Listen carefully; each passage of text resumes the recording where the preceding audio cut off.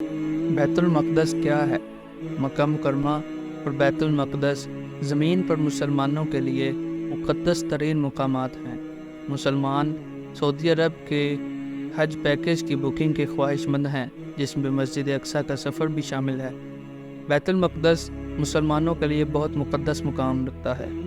حضور نبی اکرم صلی اللہ علیہ وسلم نے اپنے صحابہ پر مسجد الحرام کی حفاظت کی بہت زیادہ تاکید فرمائی، خواہ کوئی بھی ہو۔ اس سے پہلے کہ اللہ نے ہم مسلمانوں کو کعبہ کی طرف منہ کرنے کا حکم دیا، مومنین نے بیت المقدس کی سمت نماز ادا کی۔ مسلمان اسے اللہ کا دوسرا گھر سمجھتے ہیں۔ مکہ اور بیت المقدس دونوں زمین پر اللہ کے گھر ہیں۔ بیت المقدس مسلمانوں کے لیے ایک ایسی قابل احترام جگہ ہے جہاں اللہ کے سینکڑوں انبیاء اور رسول اللہ کے اصحاب نے سکون سے قیام کیا۔ بیت المقدس پہلی بار کس نے بنایا؟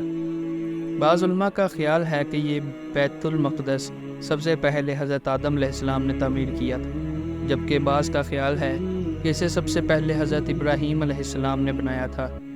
اس سے معلوم ہوتا ہے کہ یہ بیت المقدس کی عمر کتنی ہے۔ سینکڑوں سال پہلے حضرت داؤد علیہ السلام نے اس مسجد کی تعمیر کروائی، جو برسوں کے دوران خراب ہو چکی تھی۔ پھر ان کے بیٹے حضرت سلیمان علیہ السلام نے بیت المقدس کو دوبارہ تعمیر کیا اور اس کی شان و شوکت بحال کی۔ اس کے بعد بہت سے فاتحین آئے، جن میں بابلی بھی شامل تھے، جنہوں نے مقدس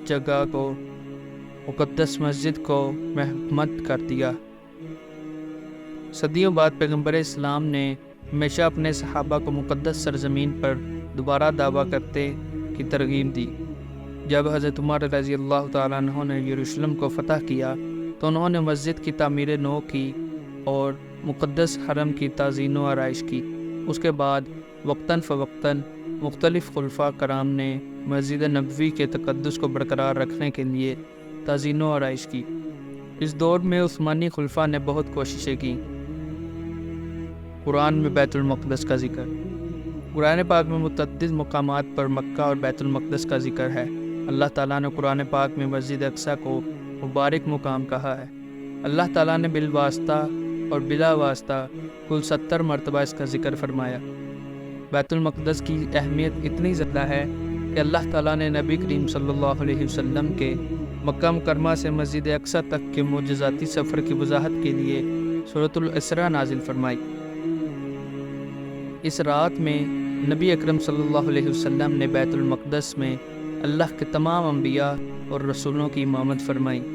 یہ وہی مسجد تھی جہاں سے اس رات نبی اکرم آسمان پر تشریف لے گئے۔ خاص طور پر ڈوم آف راک وہ جگہ ہے جہاں سے وہ آسمان پر چڑھا تھا۔ اس لیے مکہ اور بیت المقدس دونوں مسلمانوں کے لیے بہت مقدس ہیں۔ بیت المقدس کس ملک میں ہے؟ بیت المقدس فلسطین میں ہے۔ فلسطین زمین کے قدیم ترین مقامات میں سے ایک ہے جہاں انسانوں نے آباد کیا۔ یروشلم، اردن اور بحیرہ روم کے درمیان فلسطینی سرزمین وہ مقدس سرزمین ہے جہاں بیت المقدس واقع ہے۔ تاہم یہ علاقہ تنازع کی زد میں ہے۔ اسرائیل اس سرزمین پر قبضہ کرنا چاہتا ہے اور اسے دارالحکومت بنانا چاہتا ہے۔ تاہم فلسطین زمین کی مذہبی اہمیت کے پیش نظر اس دعوے کی مزاحمت کر رہا ہے، اس لیے زمین کئی سالوں سے متنازع ہے۔ کیا بیت المقدس اور مسجد اقصیٰ ایک ہی ہیں؟ مسجد اقصیٰ کے کئی نام ہیں۔ بیت المقدس مسجد اقصیٰ کا دوسرا نام ہے، جس کا مطلب ہے تقدس کا گھر۔ مسجد اقصیٰ کا مطلب ہے سب سے دور کی مسجد، اس لیے کہ مکہ اور بیت المقدس بہت دور ہیں۔ مکہ اور مدینہ میں 2 مقدس مساجد قریب ہیں، جبکہ یروشلم میں ایک بہت دور ہے۔ مسلمانوں کے لیے مکہ اور بیت المقدس کی اہمیت۔ بیت المقدس روئے زمین پر مسلمانوں کے لیے خانہ کعبہ اور مسجد نبوی کے بعد تیسرا مقدس ترین مقام ہے۔ مدینہ منورہ کی طرف ہجرت کرنے سے پہلے آپ صلی اللہ علیہ وسلم بیت المقدس کی طرف نماز پڑھا کرتے تھے۔ تقریباً 2 سال کی ہجرت کے بعد اللہ تعالیٰ نے بیت المقدس سے قبلہ بدل کر مکہ مکرمہ کا حکم دیا۔ اس سے مسلمانوں کے لیے مکہ مکرمہ اور بیت المقدس کی اہمیت کا پتہ چلتا ہے۔ اللہ تعالیٰ نے اس مقدس سرزمین پر اپنے بہت سے پیغمبر بھیجے، جن میں حضرت داؤد علیہ السلام، حضرت سلیمان علیہ السلام، حضرت عیسیٰ علیہ السلام اور بہت سے دوسرے شامل ہیں۔ تاریخی طور پر اس سرزمین کا اسلام سے بہت گہرا تعلق ہے۔ اللہ کے بہت سے رسولوں نے اللہ کے کلام کو عام کرنے کے لیے ساری زندگی کوشش کی، اس لیے مکہ اور بیت المقدس شروع سے ہی اسلام میں جڑے ہوئے ہیں۔ نبی اکرم نے اپنے صحابہ کو بیت المقدس کو کبھی نہ بھولنے کی تاکید کی۔ خیال کیا جاتا ہے کہ بیت المقدس میں نماز 250 نمازوں کے برابر ہے۔ دنیا بھر کے مسلمان بیت المقدس کے تقدس کے تحفظ اور اس کی ہر قیمت پر حفاظت کے حوالے سے مضبوط موقف رکھتے ہیں۔